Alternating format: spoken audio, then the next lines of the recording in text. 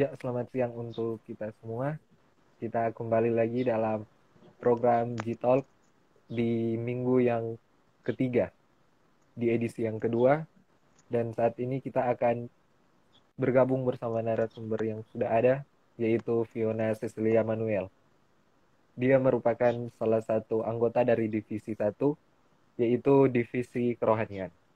Dan hari ini kita akan membahas sebuah tema yang sudah umum, yang sudah biasa kita kenal, dan sangat inspiratif jika dibahas. Tema itu adalah meningkatkan kesadaran mahasiswa sebagai upaya membangun solidaritas dalam keberagaman agama, suku, ras, dan juga budaya. Kita langsung saja pada pokok-pokok pertanyaan yang akan menjadi topik bahasan kita di siang hari ini. Pertama-tama, saya menyapa narasumber yang sudah ada, Fiona.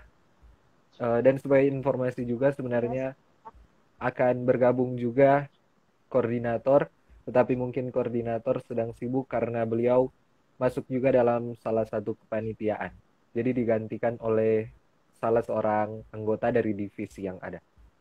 Jadi kita masuk ke dalam pokok pertanyaan yang pertama yang akan kita ajukan kepada narasumber. Menurut Fiona sebagai narasumber, apa sih yang bisa dikemukakan jika ditanya mengenai keberagaman? Apa sih itu keberagaman? Baik, terima kasih. Sebelumnya, apakah suara saya jelas? Ya, jelas. Jika ditanya soal keberagaman, sebenarnya pengertiannya itu sangat sederhana. Keberagaman memiliki kata dasar, yaitu ragam. Kalau seragam, berarti satu jenis, satu ragam. Nah, kalau keberagaman berarti banyak jenis, banyak ragam yang bisa menciptakan perbedaan. Menurut saya kira-kira seperti itu arti dari keberagaman. Ya, berangkat dari keberagaman itu sendiri. Beragam artinya itu banyak. Kalau seragam itu tentu saja berarti semuanya sama. Eh, Indonesia sendiri itu kan dikatakan sebagai negara yang beragam. Kira-kira menurut Fiona sendiri, mengapa kita bangsa Indonesia itu disebut sebagai bangsa yang beragam? Seperti yang kita sudah ketahui bahwa Indonesia adalah negara kepulauan yang memiliki begitu banyak pulau, mulai dari pulau yang kecil yang mungkin tidak ada penghuninya sampai pulau yang besar seperti Pulau Jawa, Pulau Kalimantan, Pulau Sulawesi. Dan di dalam pulau-pulau tersebut memiliki daerah yang sangat banyak, sangat luas, juga memiliki beberapa provinsi. Nah, setiap provinsi tersebut memiliki ciri khas mereka yang berbeda-beda. Maka dari itu, bangsa Indonesia disebut bangsa yang beragam.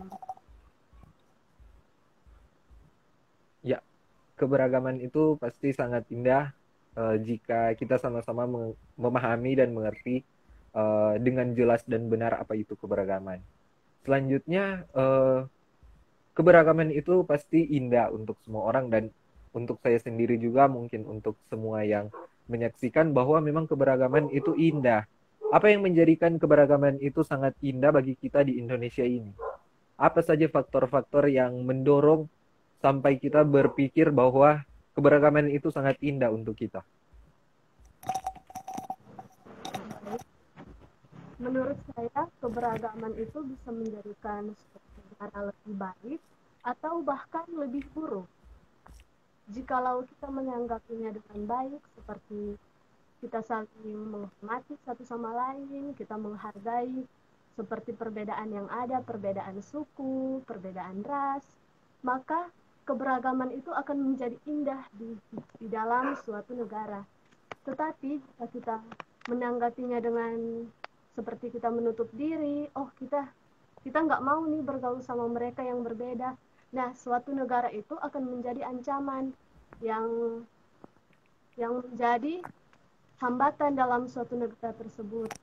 Nah, faktor-faktornya ya yaitu saya bilang tadi yang kita harus saling menghargai, menghormati, saling membantu satu dengan yang lain. Itulah yang bisa menyebabkan keberagaman berakhir indah dalam suatu negara. Menurut saya seperti itu. Iya, dari keberagaman itu tentu saja banyak yang kita perlu pelajari kembali, banyak yang perlu kita dalami kembali. Salah satunya adalah bagaimana kita menerima keberagaman itu sendiri. Tentu saja kita menerima, kita melaksanakan juga apa yang menjadi kewajiban kita untuk menghargai. Itu yang disebut dengan toleransi. Nah, di sini penerapan rasa toleransi dalam keberagaman yang dapat kita rasakan saat ini itu kira-kira yang seperti apa sih toleransi yang bisa kita dapat saat ini? Nah, kalau kita berbicara toleransi, otomatis kita harus tahu apa sih toleransi itu. Sedikit saya jelaskan tentang toleransi. Menurut saya, toleransi itu adalah sikap saling menghargai dan menghormati sudut lain agar tercipta kerukunan dalam suatu masyarakat. Nah, cara penerapan rasa toleransi untuk keberagaman bisa kita ambil contoh seperti saya asli asal suku Minahasa. Kan ada teman kuliah saya misalnya mereka dari Medan, dari Papua. Dan kalau pada saat kuliah mereka presentasi atau saat mereka berbicara terdengar kayak oh berbeda ya bahasa mereka dengan bahasa kita di Manado. Mungkin awalnya saya merasa oh kok beda sekali, kayak asing gitu di telinga orang Manado. Tetapi dengan kita menerapkan rasa toleransi, kita menghargai, lama-kelamaan seperti kita oh sudah mulai terbiasa di sini. Kayak misalnya yang dari Tomohon yang gaya bicaranya seperti yang lembut, yang pelan-pelan gitu. Terus yang ada yang teman dari Papua mungkin kalau mau bilang ngegas dan DP bercerita. Nah, lama-kelamaan karena rasa toleransi kita bisa saling memahami. Oh, gaya bicara mereka memang seperti itu. Dan itu yang menyebabkan kita bisa saling bergandengan tangan, kita bisa memahami toleransi ini, keberagaman ini, yang adalah suatu berkat untuk kita. Mungkin seperti itu. Ya, keberagaman memang perlu dihargai dan semua orang pasti paham dengan konsep keberagaman itu. Keberagaman harus didukung dengan toleransi yang tinggi. Nah, bagaimana cara kalian menanggapi keberagaman ini?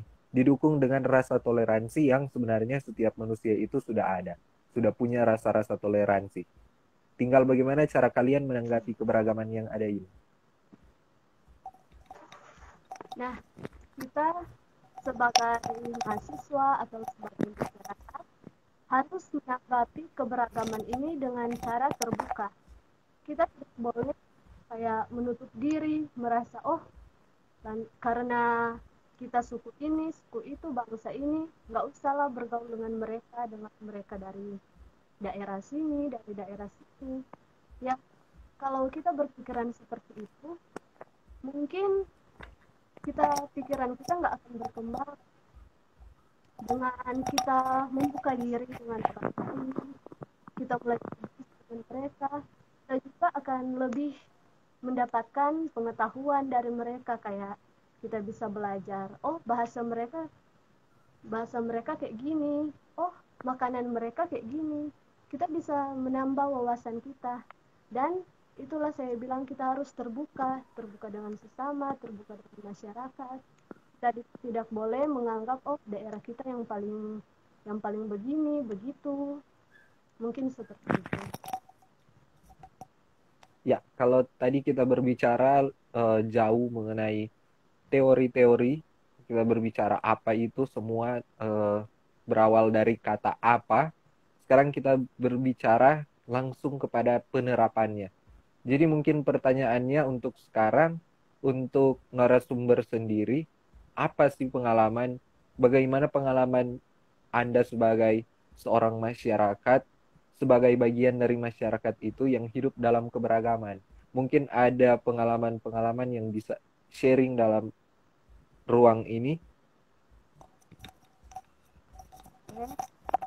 Kalau keberagaman, misalnya saya ambil contoh toleransi kepada agama yang lain. Saya dulu memiliki tetangga, mereka beragama Muslim, dan setiap mereka merayakan hari raya mereka seperti hari raya Kurban, Idul Fitri, mereka selalu membagi makanan mereka seperti rendang, seperti ini membagi kita yang tidak berhari raya pada saat itu. Dan sebaliknya juga pada saat kami merayakan hari raya kami seperti Natal, Paskah, kami juga saling berbagi apa yang kami punya kepada mereka. Nah, mungkin itu yang menjadi contoh pengalaman tentang keberagaman yang saya rasakan di masyarakat. Kalau tadi kita berbicara sudah sangat banyak, bahkan disertai dengan contoh mengenai yang namanya keberagaman dan toleransi. Memang masih banyak lagi yang kita akan bahas mengenai toleransi. Sekarang kita berbicara sebenarnya dikait-kaitkan dengan toleransi dan juga keberagaman. Sebenarnya menurut Anda sendiri, apa sih itu kerukunan dalam masyarakat? Kalau tadi kita berbicara mengenai yang namanya toleransi dan keberagaman, pastinya di dalamnya diminta agar kita semua hidup dalam satu kerukunan. Jadi, apa itu kerukunan dalam masyarakat sebenarnya?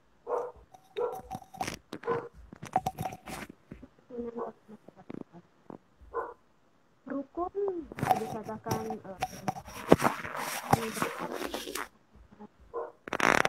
satu sama lain dekat yang menciptakan suasana itu seperti damai, seperti kita tentang misalnya kerukunan.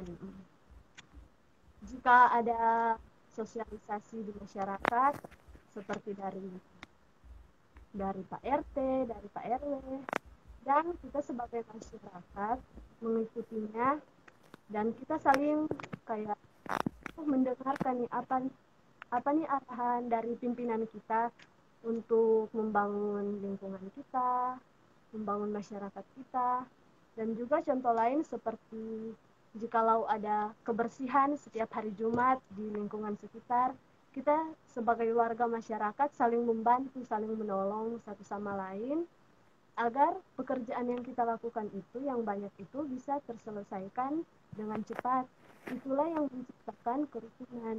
Nah, kalau misalnya kita hidup tetangga terus sering bermusuhan, terus orang ada bilang baku marah, baku benci, nah itu tidak akan terciptanya kerukunan.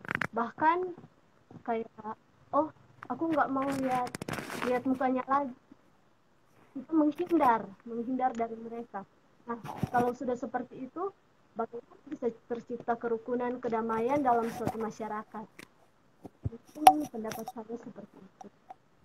Ya, didukung oleh contoh-contoh yang sudah dikemukakan tadi, kemudian apa sih sebenarnya kerukunan, toleransi, dan keberagaman, pengalaman apa saja. Nah, sekarang kita berbicara mengenai realitas yang terjadi di lapangan sendiri. Di Indonesia sendiri, kita berkaca di Indonesia, jangan dulu terlalu go internasional, jadi kita berkaca dulu dalam diri sendiri, dalam bangsa sendiri.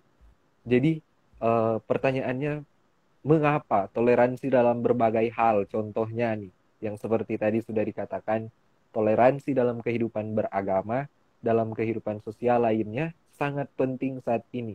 Nah, dikait-kaitkan dengan segala sesuatu yang terjadi di Indonesia. Kita sudah bisa banyak melihat dari media sosial, apa yang terjadi dengan kehidupan toleransi beragama atau dengan suku dan sebagainya. Mungkin apa yang menjadi hal terpenting untuk menjaga toleransi ini yang saat ini bisa kita lihat? Yang saya lihat tadi pertanyaannya yang paling penting, mengapa toleransi itu sangat penting? Di Indonesia, dari menurut saya jika nggak ada toleransi, mungkin negara Indonesia udah hancur. Karena yang kita ketahui, Indonesia memiliki banyak sekali keberagaman. Dan juga kita singgung soal agama. Di Indonesia memiliki 6 agama yang diakui. Nah, satu agama merasa, oh agama saya yang paling benar, agama saya yang paling hebat, dan tidak memiliki rasa toleransi, menghargai agama lain, menghargai teman-teman yang mungkin dari Muslim, dari Kristen, dari Katolik. Nah, itu yang akan menyebabkan Indonesia terpecah belah. Dan menurut saya toleransi itu sangat penting karena nah itu, dengan toleransi kita bisa mempersatu bangsa kita.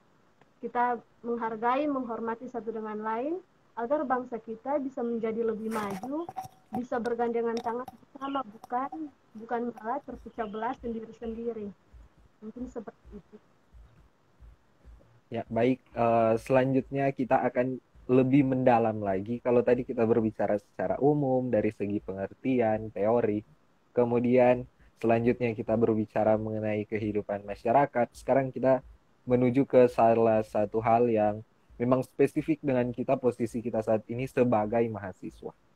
Nah, sebagai mahasiswa tentu saja kita tetap berada dalam lingkungan masyarakat. Bukan berarti kita berstatus sebagai mahasiswa kemudian kita keluar dari lingkungan masyarakat.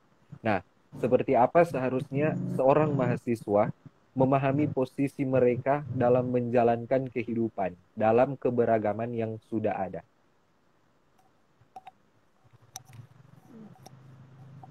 Nah, seperti yang saya katakan tadi, seharusnya mahasiswa lebih terbuka dengan sesama mereka. Contohnya saja, di kampus kita, di Unima, banyak sekali masyarakat yang berasal dari jauh, dari luar. Seperti mereka yang dari Medan, dari Papua, dari Maluku. Kita harus menerima mereka sebagai sahabat kita, sebagai teman kita. Jangan karena mereka berbeda dengan kita, ya udah kita bergaul sama kita aja, nggak usah sama mereka. Seperti kita lebih mengkotak-kotakan mereka. Seperti yang Papua berteman sama yang Papua aja, yang Medan berteman sama yang Medan aja, kita yang Manado sendiri aja. Nggak boleh kayak gitu. Kita harus saling terbuka dengan masyarakat luas agar kita bisa menciptakan masyarakat yang khususnya di sekitaran kampus, yang tempat kita mencari ilmu, tempat kita belajar. Mungkin begitu. Nah, memang kita harus selalu mengembangkan sikap dan rasa toleransi itu dalam kehidupan kita karena memang kita sebagai mahasiswa kita bukan berasal dari satu daerah saja. Memang banyak contoh yang mengindikasikan bahwa kita memang berasal dari segala bidang, segala latar belakang yang pastinya tentunya berbeda. Nah, sebagai mahasiswa tentunya kita semua pasti punya rasa ingin tahu dan pastinya suka untuk mencari lebih dalam lagi. Seperti apa perkembangan dunia, tidak perlu dunia sih sebenarnya, bagaimana perkembangan di negara kita atau di wilayah kita mengenai rasa toleransi ini. Apa tanggapan Fiona mengenai perkembangan rasa toleransi dalam keberagaman saat ini? Jadi perkembangan yang dimaksud adalah perkembangan positif tentunya. Ya, kalau berbicara Indonesia mungkin sudah terlalu luas. Kita berbicara saja di provinsi kita, di Sulawesi Selatan. Nah, kalau kebanyakan orang Manado, khususnya di provinsi kita ini, kalau rasa toleransinya masih sangat besar, rasa saling menghargainya masih sangat banyak oleh orang di sekitar. Contoh yang paling kecil saja, setiap kita ada di jalan, terus ada anak-anak yang lebih kecil dari kita, mereka lewat, pasti mereka mengucapkan selamat siang kak, selamat pagi kak, selamat siang tante. Mereka masih memiliki sopan santun, memiliki rasa toleransi kepada orang yang lebih tua. Dan juga contoh lainnya seperti kalau di Manado, masih banyak seperti agama yang Muslim, mereka merayakan hari raya mereka, mereka beribadah di dalam masjid, dan yang menjaga keamanannya adalah orang-orang dari agama Kristen. Mereka saling membantu, menjaga agar ibadah saudara-saudara kita nih nggak keganggu, mereka bisa beribadah dengan baik. Nah, begitu juga sebaliknya. Jikalau kita yang beragama Kristen merayakan hari raya, pada saat Natal, pada saat Paskah, yang menjaga keamanannya yaitu umat atau masyarakat dari agama Islam. Rasa toleransi kita di Sulawesi Utara masih sangat tinggi. Nah, itu yang membuat saya sangat kagum, sangat senang bisa tinggal di tempat ini. Dan mungkin di daerah-daerah lain juga masih ada seperti itu, tetapi mungkin belum spesifiknya kita ketahui karena kita tinggal di sini, jadi saya menjelaskan yang berada di daerah kita. Nah, kalau kita berbicara mengenai keberagaman, toleransi, dan segala hal mengenai bagaimana cara berpandangan kita, eh, di Indonesia sendiri timbul banyak permasalahan. Misalkan yang pertama munculnya konflik pada masyarakat, kemudian hadirnya sikap primordialisme atau yang bisa kita kenal sebagai pandangan untuk selalu berpegang pada hal-hal yang dibawa sejak kecil, yang tentunya terkait dengan tradisi, adat, kepercayaan, dan sebagainya. Kemudian sikap etnosentris atau pandangan yang menganggap suku bangsa sendiri lebih baik dari suku yang lain, dan juga fanatisme yang berlebihan, menganggap keyakinan sendiri lebih benar secara berlebihan dan menyalahkan keyakinan lain. Nah, dari beberapa yang saya kemukakan tadi, seperti apa seharusnya mahasiswa menanggapi segala bentuk permasalahan sosial budaya ini? Nah, berbicara soal masalah seperti yang Christian sebutkan tadi, banyak sekali masalah sosial yang timbul pada masyarakat. Saya akan mengambil contoh yang timbul pada kita sebagai mahasiswa. Nah, menurut saya, kita sebagai mahasiswa harus menanggapi segala permasalahan, entah itu masalah keluarga, masalah lingkungan, masalah di kampus, masalah dengan teman sekelas, atau masalah apapun itu, kita harus menanggapinya dengan kepala dingin. Kita tidak boleh seperti, karena saya bermasalah dengan dia, langsung kita pergi, kita labrak dia, kita berbicara kasar, kita seperti marah langsung meledak-ledak. Kita nggak boleh seperti itu.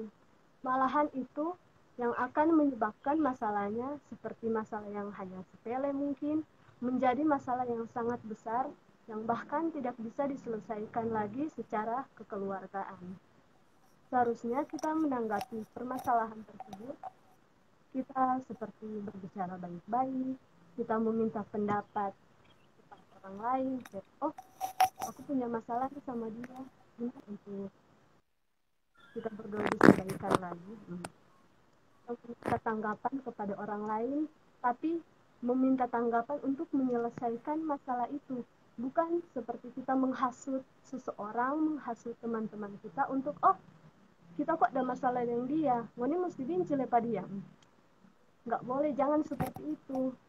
Jangan kita menjadi konfor untuk menghasut teman-teman kita agar benci kepada orang tersebut. Nah, saya bilang tadi kita harus menyelesaikan segala permasalahan yang timbul dengan baik secara kekeluargaan agar tercipta masyarakat yang damai, yang aman, yang tidak terjadi konflik. Mungkin seperti itu. Nah, sekarang kita sebenarnya sudah berada pada dua topik terakhir menuju berakhirnya live ini. Jadi yang menjadi permasalahannya adalah bagaimana kita selalu menerapkan sikap toleransi dan kerukunan dalam satu bingkai keberagaman yang ada.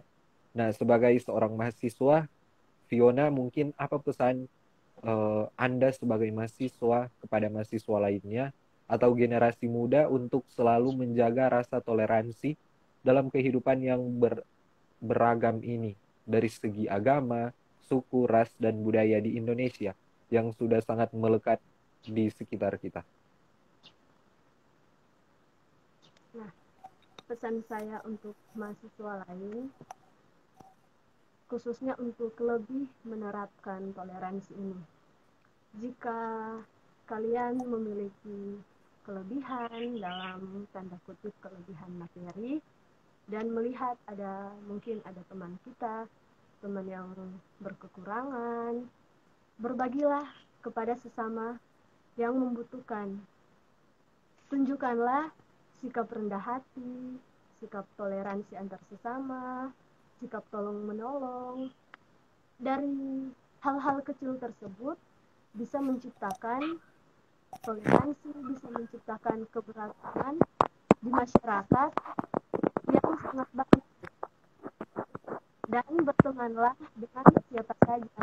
Jangan memandang perbedaan ras, perbedaan agama, perbedaan suku, perbedaan daerah. Bahkan lihatlah itu dengan pikiran yang baik, seperti kalau kalau aku berteman dengan dia, dengan mereka yang dari daerah lain, aku bisa mendapatkan pengetahuan, bisa belajar bahasa mereka, bisa ternyata makanan-makanan daerah mereka ternyata seperti itu. Itu bisa menambah wawasan kita dalam kita sebagai mahasiswa. Dan jangan mengkotak-kotakan teman-teman lain. Jangan seperti kasarnya bersikap sombong yang tidak mau berteman dengan orang lain yang berbeda dengan kita. Mungkin itu pesan saya untuk teman-teman yang lain. Ya, dari berangkat dari pesan itu kita sudah bisa menyimpulkan berbagai hal di mana oleh narasumber ditekankan untuk saling berbagi, jangan lupa dengan diri sendiri tentunya. Yang pasti jangan lupa dengan diri sendiri, jangan selalu memandang orang lain lebih rendah atau seperti apalah.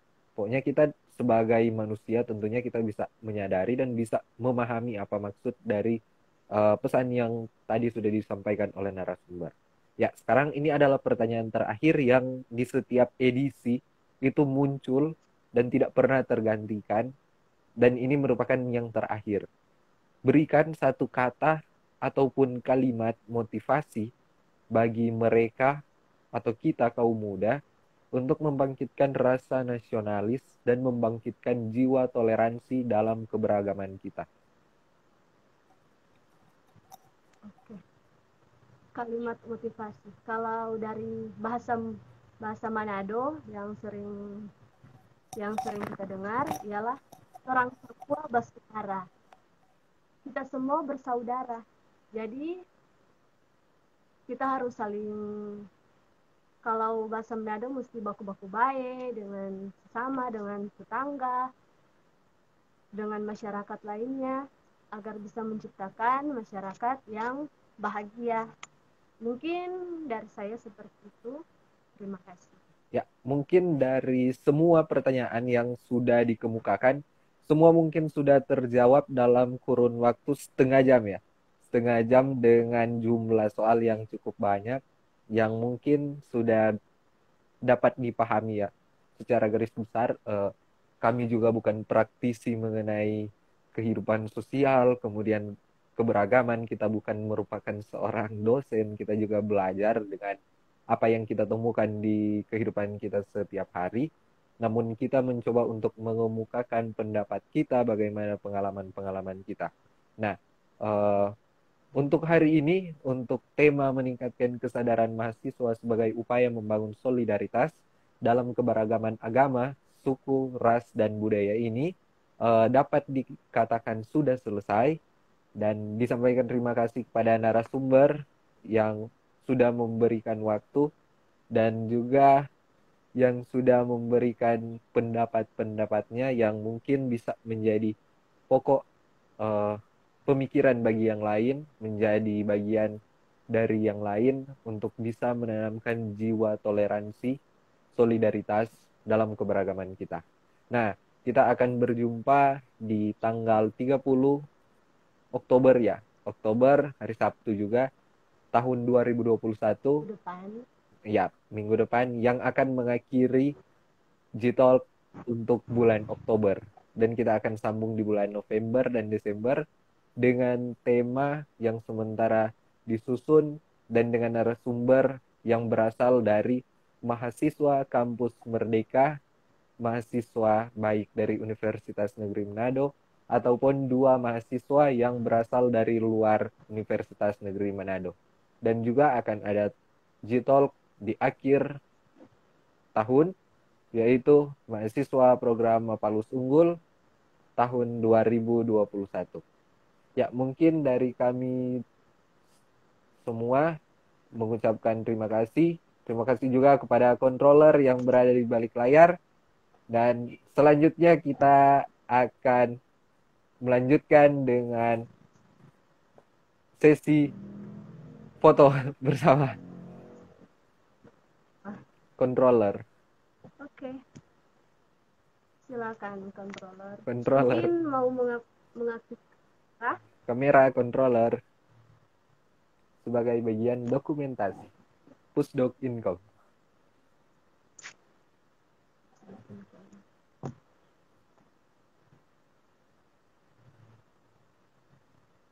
Berarti sudah. Semoga sesudah. Ya, sudah pasti sudah. Oke. Ya, sekian dan terima kasih, kita berjumpa lagi di minggu depan tanggal 30 Oktober dengan moderator dan narasumber yang lain. Dan juga kita akan menyiarkan ini, kita akan save IGTV dan juga akan langsung di-upload di YouTube Himapro milik Ilmu Geografi. Ya, sekian dari kami dan terima kasih. Terima kasih.